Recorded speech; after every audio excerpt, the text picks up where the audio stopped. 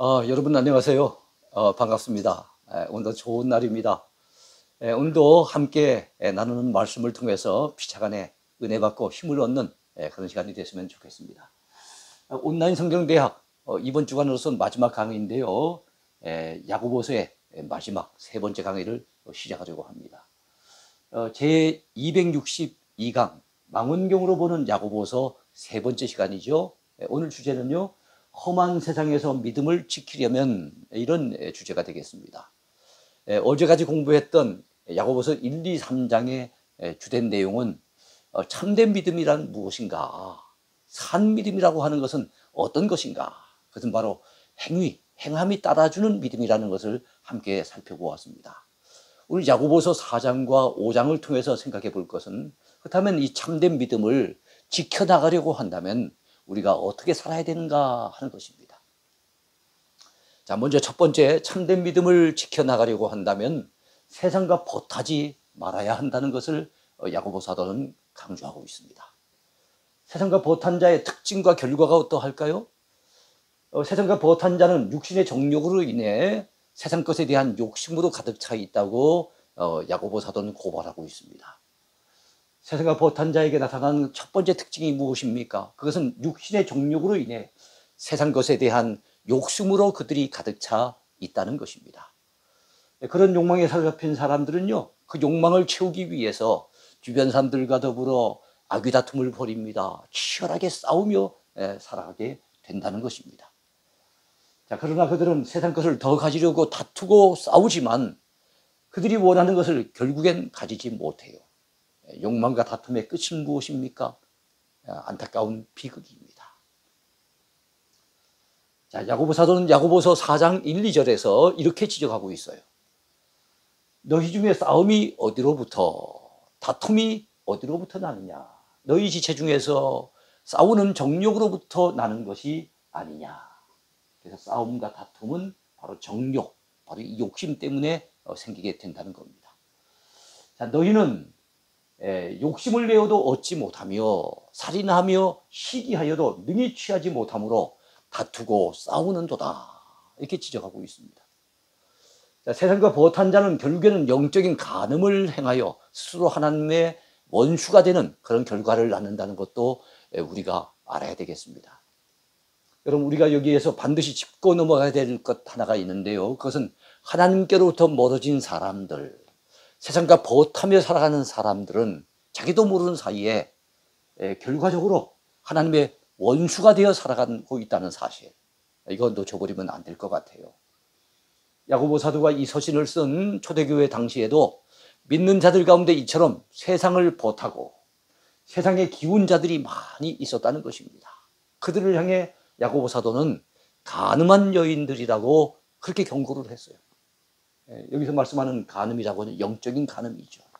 우리가 사랑해야 될 하나님을 사랑하는 것이 아니라 세상의 마음을 빼앗기고 세상의 것을 욕심을 내면서 세상으로 기울면서 세상을 사랑하여 세상 길로 나가는 사람들, 영적인 측면에서는 하나님 앞에 간음한 여인들과 똑같다는 거예요. 자, 야고보서 4장 4절에 있는 경고의 말씀을 우리가 함께 들어볼까요? 간음한 여인들아, 세상과 벗한 것이 하나님과 원수됨을 알지 못하느냐, 그렇게 말씀하고 있습니다. 그런즉 누구든지 세상과 벗이 되고자 하는 자는 스스로 하나님과 원수되는 것이니라. 여러분, 우리가 이 말씀을 놓쳐버리면 안 될 것 같아요. 자, 세상과 벗하여 살지 않으려면, 그렇다면 어떻게 살아야 할까요? 세상과 벗하여 살지 않으려고 한다면 겸손한 자에게 은혜를 주시는 하나님께 복종해야 합니다. 우리가 세상을 벗하여 살지 않을 수 있는 첫 번째 비결이 무엇입니까? 그것은 바로 겸손한 마음으로 하나님의 은혜를 구해야 된다는 겁니다. 그리고 하나님의 말씀에 복종해야 한다는 겁니다. 겸손한 사람에게 하나님께서는 더욱더 큰 은혜를 베풀어 주신다는 것, 성경 곳곳에서 말씀하고 있어요. 잠언에서도 말씀하고 있고 시편에서도 말씀하고 있고, 그리고 야고보서, 베드로전서 곳곳마다 겸손한 자에게 은혜를 베푸시는 하나님에 대한 언급이 나와 있습니다. 자, 야고보서 4장 6절에서 야고보 사도는 이렇게 교훈합니다. 그러나 더욱더 큰 은혜를 주시나니 그러므로 일렀으되 하나님이 교만한 자를 물리치시고 겸손한 자에게 은혜를 주신다 하였느니라 그랬습니다. 그래요. 우리가 은혜 받으려고 한다면 겸손해져야 됩니다. 물이 낮은 곳으로 흘러 들어가죠. 예? 마찬가지로 하나님의 은혜는 낮아진 심령, 겸손한 자들에게 흘러 들어간다는 거 우리 잊어버리면 안 됩니다. 물론 솟구치는 물도 있어요. 위로 솟구치는 물이 있는데 그걸 갖다 분수물이라 그러잖아요. 예. 사람들 중에서도 분수를 모르고 이렇게 교만하게 사는 인생들이 많이 있는데요. 여러분, 하나님 은혜 없이 살 수 있는 사람은 아무도 없다는 거 우리가 알아야 합니다. 그 은혜를 받으려면 낮아진 심령, 겸손한 심령이 되어야 될 줄로 믿습니다. 자, 세상과 버타여 살지 않으려고 한다면 마귀를 대적하고 하나님을 가까이 해야 합니다. 우리가 세상과 버타여 살지 않을 수 있는 두 번째 비결이에요. 마귀를 대적하고 하나님을 가까이 하라 하는 것입니다. 악한 마귀는 늘 달콤한 죄악을 믿기로 해서 우리에게 가까이 다가옵니다. 그 마귀의 미혹에 넘어가면 절대로 안 될 것입니다. 자, 야고보 사도는 야고보서 4장 7절 하반절에서 이렇게 우리에게 전해줍니다. 마귀를 대적하라. 그리하면 너희를 피하리라 그랬어요. 마귀는 대적해야 될 존재예요.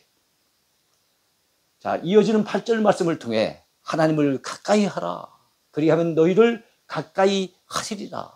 그렇게 분명히 말씀하고 있는 것을 볼 수가 있어요. 그렇습니다. 마귀는 대적해야 될 대상이고 하나님은 우리가 가까이 해서 은혜를 사모하며 섬겨야 될 그런 분입니다. 세상과 버타여 살지 않으려고 한다면 애통하며 회개하여 몸과 마음을 성결하게 할 필요가 있습니다. 우리가 세상과 버타지 않을 수 있는 세 번째 비결이에요. 지나간 잘못된 삶, 그 삶이 느껴지고 깨달아지거든 철저히 하나님 앞에 애통하며 회개해야 한다는 것입니다. 자, 회개함으로써 몸과 마음을 정결하게 하는 것, 몸과 마음을 성결하게 하는 것, 이것이 우리가 정말로 하나님을 가까이 할 수 있는, 세상과 버타지 않을 수 있는 비결인 겁니다. 그러하기에 야고보 사도는 야고보서 4장 8절 9절에서 우리에게 이렇게 권면해 줍니다. 죄인들아, 손을 깨끗이 하라. 두 마음을 품은 자들아, 마음을 성결하게 하라. 슬퍼하며 애통하며 울지어다. 그렇습니다. 두 마음을 품는다는 것은 한쪽은 하나님께로 향하고 있는 것 같은데 한쪽에는 세상에 대한 미련을 여전히 버리지 못한 로세처처럼 이런 마음을 품고 있다면 두 마음을 품고 있는 거예요. 그런 것은 이미 세상의 것으로 세속된 것으로 마음이 더럽혀져 있는 그런 상태입니다. 그러므로 마음을 성결하게 해야 되고 그 성결하게 하기를 원한다면 슬퍼하며 자기 죄 때문에 가슴을 치며 애통하며 울 필요가 있는 거예요. 이것이 바로 회개입니다. 이 회개를 통해서 우리 심령은 새로워질 수 있는 것입니다. 자, 너희 웃음을 애통으로 너희 즐거움을 근심으로 바꿀지어다. 그렇습니다. 여러분, 코로나 재앙으로 인해서 3년째 고통을 당하고 있는 우리들, 참 이 말씀을 우리 마음에 새기면서 우리가 지금 이 시기에 무엇을 해야 될지를 곰곰이 깊이 생각하지 않을 수 없습니다. 자, 두 번째 주제입니다. 하나님 없는 성공을 꿈꾸지 말라는 거예요. 좀 전에 말씀이 4장의 전반부의 말씀이라고 한다면 하나님 없는 성공을 꿈꾸지 말라는 야고보 사도의 경고의 메시지는 4장 후반부의 말씀입니다. 자, 인생의 목적과 관련하여 세 종류의 인생이 있습니다. 첫째는 인생의 목적이 없이 되는 대로 떠밀려서 살아가는 사람이 있다는 거죠. 둘째는 목적이 있긴 있는데 아주 사소하고 무가치한 목적, 세속적인 목적을 설정하고 살아가는 사람이 있다는 것입니다. 세 번째는 하나님이 주신 고상하고 큰 목적을 가지고 그 표대를 향해서 인생길을 달려가는 사람이 있다는 거죠. 여러분은 이 세 종류의 사람들 가운데 어디에 해당이 됩니까? 하나님 없는 인생 설계를 하고 하나님 없는 인생 성공을 꿈꾸는 그것은 바로 허탄한 자랑에 불과합니다. 자, 우리 성도들의 영원한 목적지가 어디입니까? 이 땅이 아니지요. 영원한 하나님의 나라 천국입니다.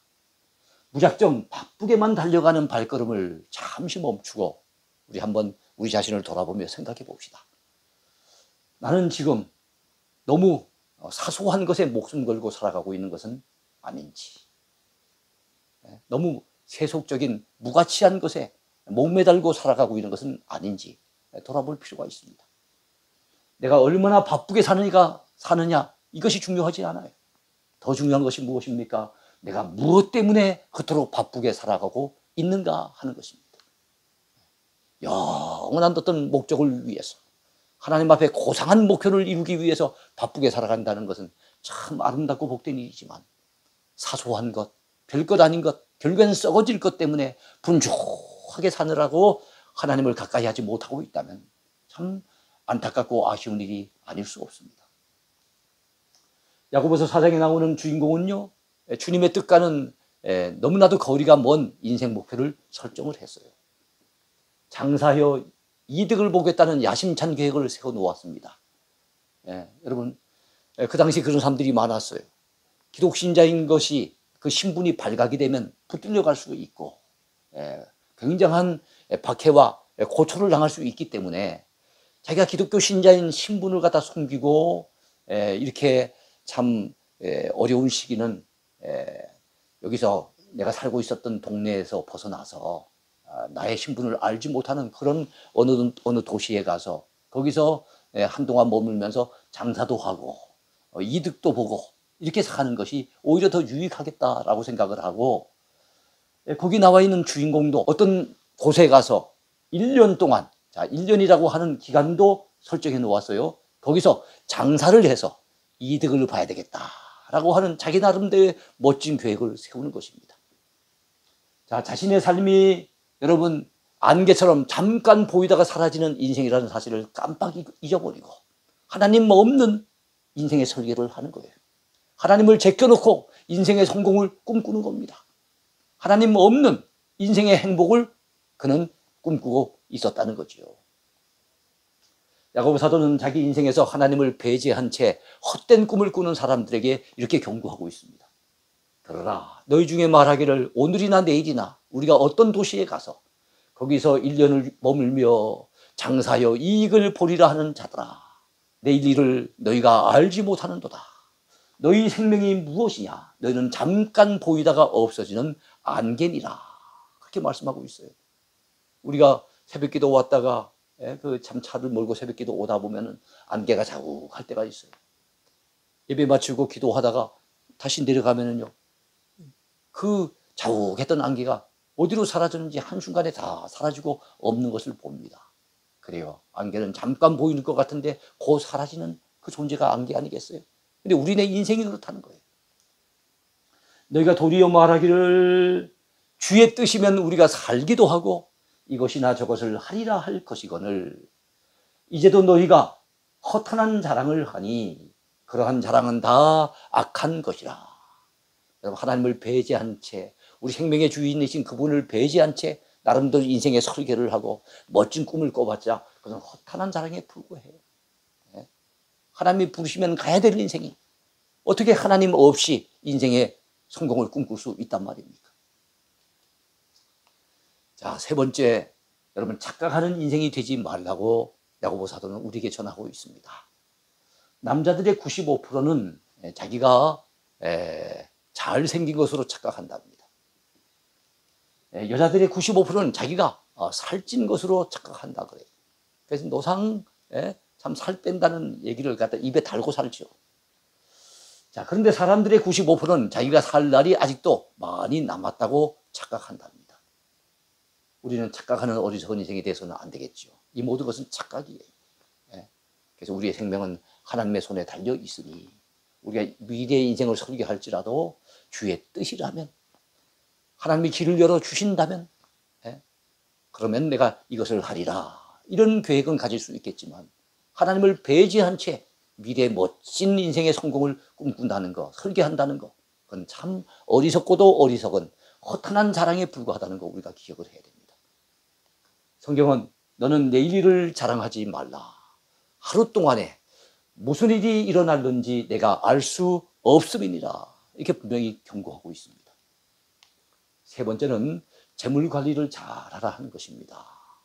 여러분, 우리가 참으로 세상에 헛된 데 그 유혹과 욕심에 빠져서 잘못되게 인생을 갖다가 타락하게 살아가지 아니하고 우리가 우리의 믿음을 잘 지키려고 한다면 재물 관리를 잘해야 돼요.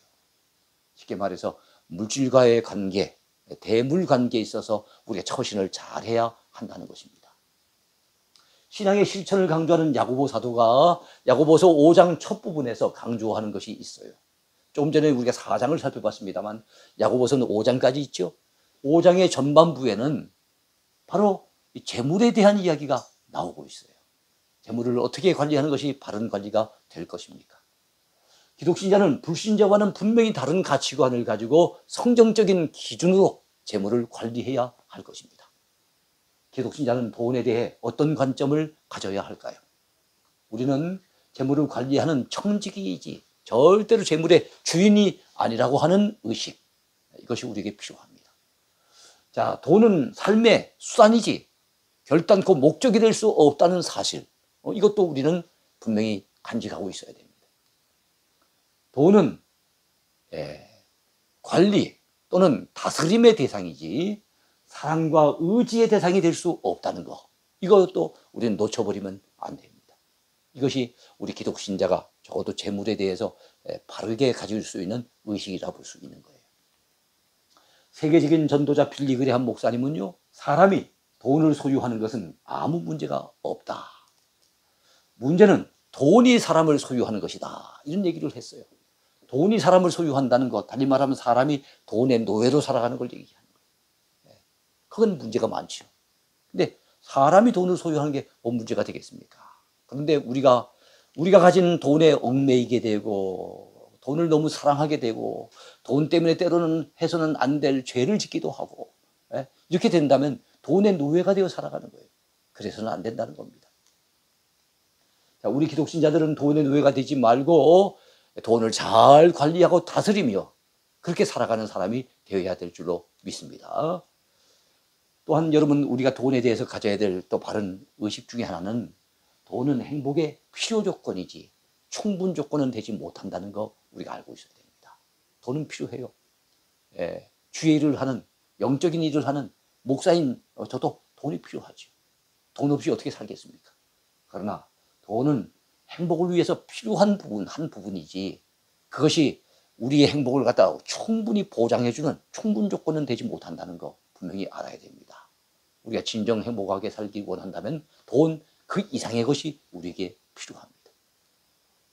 자, 미국의 전도자 빌리 선대인은 말하기를 돈이 없는 사람은 가난합니다. 그러나 돈밖에 없는 사람은 그보다 더 가난한 사람입니다. 이런 얘기를 했어요. 아주 참 재미있는 표현입니다. 돈밖에 없다. 여러분, 있는 게 돈밖에 없어요 하는 거는 농담 삼아 하는 얘기지만 정말로 가난한 거예요. 돈이 없는 거는 그냥 가난하지만 돈밖에 없다고 한다면은 여러분 더 가난하다는 것을 우리가 기억해야 됩니다. 돈은 돌리는 것이지 쌓아둔 것이 또 아니라는 것도 우리가 알아야 됩니다. 돌고 돈다 그래서 돈인 거예요. 그런데 돈을 자꾸만 쌓아두고 축적하는 데서 그러면서 그것을 갖다 의지하는 대상으로 삼아서는 절대로 안 된다는 거예요.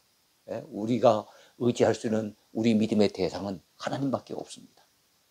야고보서 5장 3절 하반절에서 우리는 말세, 재물을 쌓는 것에 대해 경고하고 있는 메시지를 발견할 수가 있습니다. 너희가 말세, 재물을 쌓아도다. 말세일수록, 말세가 가까울수록 우리가 여러분 더욱더 하나님을 의지하고 주님을 바라보고 살아야 되겠는데 말세 돈을 열심히 벌고 그 재물을 축적하고 그를 갖다 의지하고 살려고 한다면 어찌 그것을 갖다 믿음의 사람이라고 할 수 있겠습니까? 야고보서 5장 1절에서도 말씀합니다. 들으라 부한 자들아 너희에게 임할 고생으로 말미암아 울고 통곡하라. 말세에 대한 분명한 경고를 전하고 있는 겁니다. 자, 주님께서 재림에 오셔서 이 땅을 심판하시는 그날이 가까운 말세, 재물을 쌓는 것은 참으로 어리석고도 어리석은 일이 아닐 수 없습니다. 철강왕으로 널리 알려진 카네기라고 하는 분이 있죠. 카네기는 이렇게 말을 했습니다. 돈을 남기고 죽는 것은 수치다. 다 하나님과 이웃을 위해 쓰고 죽어야 한다. 그랬어요. 그래요. 여러분 돈을 갖다가 자꾸만 쌓아두다 보면 결국엔 다 쓰지 못하고 세상 떠나잖아요. 남기고 하는 것은 수치라는 겁니다. 그래서 교회도 여러분 헌금이 많이 들어와서 헌금을 많이 뭐 수십억 모아놨다 수백억 모아놨다 하는 것은 그거는 여러분 좋은 교회는 아니에요. 헌금이 많이 나온다면 선한 일에 많이 써야 됩니다. 그래서 하나님과 이웃을 위해 다 쓰고 죽어야만 그게 마땅한 일이다. 카네기는 그렇게 얘기했어요. 선한 일에 쓸 줄 모르고 쌓아두기만 한다면 그 재물은 썩을 것이며 옷은 좀 먹을 것이며 금과 은은 녹슬고 말 것이라고 야고보서 5장 2절에 말씀하고 있습니다. 자, 그렇다면 돈은 어떻게 벌어야 할까요? 재물에는 의로운 재물과 불의한 재물이 분명히 있습니다. 예, 개같이 벌어서 정승같이 쓰라 하는 이런 말을 들어보셨죠? 돈에 대한 이야기입니다. 자, 그런데 사실 돈은 얼마나 벌었느냐 하는 것보다 더 중요한 게 뭡니까? 어떻게 벌었느냐 하는 것이 더욱더 중요합니다. 자, 돈을 개같이 벌어서는 사실 안 돼요. 정승같이 벌어서 정승같이 써야 합니다. 그러니까 정승같이 잘 쓰는 것도 중요하지만 버는 것도 개같이 되는 대로 벌어서는 안 되고 정승같이 벌어야 되는 거예요. 자, 의로운 방법으로 벌어서 유용한 일에 써야만 그게 정말 선한 돈이 되는 겁니다. 재물 그 자체는 선한 것도 아니에요. 악한 것도 아니에요. 어떻게 보면 중립적인 위치에 있어요. 중성적인 것입니다. 다만 어떻게 벌었느냐 그에 따라서 또 어떻게 쓰느냐 그에 따라서 여러분 그 재물이 의로운 재물이 되기도 하고 그 재물이 불의한 재물이 될 수도 있는 거예요. 그러니까 어떻게 벌었냐 굉장히 중요하고요. 어디에 쓰느냐 이것도 역시 대단히 중요한 일입니다. 여러분 돈을 어디에 써야 할까요? 좀 전에는 돈을 어떻게 벌어야 하느냐를 살펴보았습니다만 돈을 어디에 써야 할까요? 사치하고 방종하는 일에 돈을 허비하면 안 됩니다. 야고보서 5장 5절 말씀해 보면요. 너희가 땅에서 사치하고 방종하여 살육의 날에 너희 마음을 살찌게 하였도다 라고 야고보 사도는 경고하고 있습니다. 사람들은 돈을 많이 벌어서 부자가 되고 물질의 여유가 생기면 대개 경우에 무엇을 합니까? 사치를 부립니다. 방탕한 삶을 살기 쉽습니다. 창락 생활을 탐닉하고 방탕한 생활에 빠져서 허우적거리는 그런 경우가 많이 발생하게 된다는 것이죠. 이렇게 하여 사치방종하는 자들에게 바로 살육의 날이 있어요. 하나님께서 심판하시는 날이 있다는 것, 여러분 야고보 사도는 강력하게 경고하고 있는 것입니다. 가진 재물을 기회 있을 동안에 우리는 선하게 사용해야 하겠습니다. 여러분 야고보서 5장 2, 3절에 의하면은 우리가 가진 재물은 세월이 흘러가면 썩습니다. 좀 먹고 녹슨다는 사실 우리가 알아야 하겠습니다. 너희 재물은 썩었고 너희 옷은 좀 먹었으며 너희 금과 은은 녹이 싫었으니 이 녹이 너희에게 증거가 되며 불같이 너희 살을 먹으리라 이렇게 강력하게 경고하고 있습니다. 그러므로 우리는 결국에는 썩어 없어질 재물 그 재물을 쌓는 일에만 급급하지 말고 재물이 썩기 전에 재물이 좀 먹고 녹슬기 전에 기회 있을 때 그 물질을 선한 일에 사용할 줄 알아야 하겠습니다. 그러면 그 재물은 영원히 우리의 것으로 남게 될 것이지요. 어려운 이들을 돕고 참으로 주의 복음 전하기 위해서 애쓰는 선교사님들을 후원하고 우리가 참 할 수 있는 선한 일들은 얼마든지 많이 있습니다. 자, 끝으로 야고보서의 맨 마지막 부분 5장 후반부에는 인내와 기도로 고난을 이겨내라고 하는 말씀이 나와요. 우리가 이 험한 세상 살아가면서 어떻게 믿음을 지켜낼 수 있을까요? 인내를 통해서 기도를 통해서 이겨내야 한다는 것이죠. 자, 인내로 고난을 이겨내라고 먼저 말씀하고 있습니다. 야고보 사도는 그 당시 극한 환난 중에 있는 성도들에게 인내가 필요함을 역설했습니다. 고난 중에도 낙심하지 말고 길이 참아야 할 것을 그는 권면하고 있다는 것입니다. 그렇게 참고 기다리노라면 머지않아 선한 열매가 있을 것이라고 강조했어요. 야고보 사도는 비를 기다리는 농부처럼 성도들이 하나님의 도우심을 바라보고 길이 참으라고 그렇게 권면하고 있습니다. 그러므로 형제들아 주께서 강림하시기까지 길이 참으라. 자, 보라, 농부가 땅에서 나는 귀한 열매를 바라고 길이 참아 이른 비와 늦은 비를 기다리나니 너희도 길이 참고 마음을 굳건하게 하라. 주의 강림이 가까우리라. 이렇게 권면하고 있습니다. 야고보 사도는 선지자들과 욥의 인내를 본받으라고 강조하고 있어요. 그렇습니다. 길이 참으라고 하면서 구약시대 때 인물들을 갖다가 예를 들고 있는데, 야고보 사도는요, 기다리고 인내하는 법을 배우기 위해서 성경의 인물들 가운데 선지자들을 언급하고 있고 또 욥의 인내를 본받으라고 강조하고 있는 겁니다. 그들은 믿음으로 하나님을 섬기는 가운데 숱한 어려움을 겪어왔었지만 끝까지 참고 결국엔 인내해서 승리했던 그런 사람들이 아니었겠습니까? 그들을 본받으라는 거예요. 야고보 사도는 야고보서 5장 10절에서 11절 사이에 이렇게 말씀을 전하고 있습니다. 형제들아, 주의 이름으로 말한 선지자들을 고난과 오래 참음의 본으로 삼으라. 보라, 인내한 자를 우리가 복되다 하나니 너희가 욥의 인내를 들었고 주께서 주신 결말을 보았거니와 주는 가장 자비하시고 긍휼히 여기시는 이시니라 그랬어요. 그 욥의 인내, 그리고 하나님께서 인내한 욥에게 주신 그 축복의 결말, 이것을 갖다 본받으라는 거예요. 자, 기도로 고난을 이겨내라고 또한 말씀하고 있습니다. 그렇습니다. 조금 전에는 인내를 강조했다면 야고보 사도가 이번에 강조하는 것은 기도입니다. 고난을 이겨내는 비결, 그 방법, 그 힘과 능력, 그게 무엇입니까? 기도라는 거예요. 자, 우리가 고난을 이겨내고 시험을 견뎌내기 위해 인내해야 할 것이지만 우리의 인내에는 한계가 있어요. 우리가 참고 견디는 데는 한계가 있어요. 왜요? 우리가 연약한 인생이니까요. 자, 우리가 연약한 존재이기 때문에 우리의 힘만으로는 인내하는데 한계 부딪힐 때가 반드시 온다는 거 우리 기억해야 됩니다. 야고보 사도는 그러한 사실을 잘 알기 때문에 우리에게 기도하라고, 인내 한계 부딪혔을 때, 내 힘의 한계 부딪혔을 때 낙심하지 말고 기도하라고 강력하게 권면하고 있습니다. 자, 고난을 인내하는 동안 우리는 뭐 해야 됩니까? 기도하며 주의 도우심을 기다려야 합니다. 야고보서 5장 13절에서 야고보 사도는요, 너희 중에 고난당하는 자가 있느냐? 그는 기도할 것이요. 즐거워하는 자가 있느냐? 그는 찬송할지니라 그랬어요. 그래요, 이 땅을 살아간다면은 고난을 당하든지 아니면 즐거운 일을 만나든지, 뭐 두 가지 중에 하나겠죠. 하나는 곤고한 일을 만나든지 아니면은 형통한 일을 만나든지 둘 중에 하나 아니겠습니까? 그래서 우리가 어려운 일, 고난의 때를 만나게 되면 기도해야 할 것이고, 즐거운 일, 형통한 일을 만나면 우리는 찬송해야 될 줄로 믿습니다. 자, 우리의 몸이 병들어 고통당할 때도 있겠지요. 그때도 우리는 뭐 해야 됩니까? 기도해야 됩니다. 그렇습니다. 기도하는 사람에게는 소망이 있고 기도하는 사람에게는 능력이 나타납니다. 그러하기에 16세기에 살았던 영국의 종교개혁자 존 낙스는 말하기를, 기도하는 한 사람이 기도하지 않는 한 민족보다 더 강하다, 그런 말을 했어요. 참 의미심장한 말입니다. 야고보 사도는요, 야고보서 5장 15절에서 여러분 뭐라고 얘기를 하고 있습니까?